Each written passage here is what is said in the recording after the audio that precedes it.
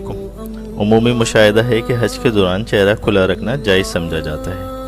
ये कम इल्मी और बेपर्दगी के रिवाज हो जाने की वजह से है, और उलमा भी इस पर बज़ाहिर इसलिए कलाम करते दिखाई नहीं देते कि बेपर्दगी आम हो चुकी है, मगर असल मसला यह है कि हज के दौरान भी चेहरे को छुपाना लाजिम है।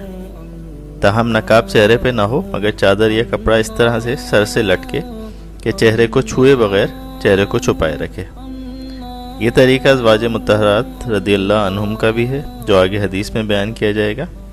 आइए पहले मिस्री आलिम का इस सिलसिले में जवाब देखते हैं कि आया हज के दौरान चेहरा छुपाया जाएगा या नहीं। So in this case, yes, you do not wear the niqab at all while in the state of ihram, but you simply put one layer covering your face or two layers depending how transparent that layer is. You can also tie it behind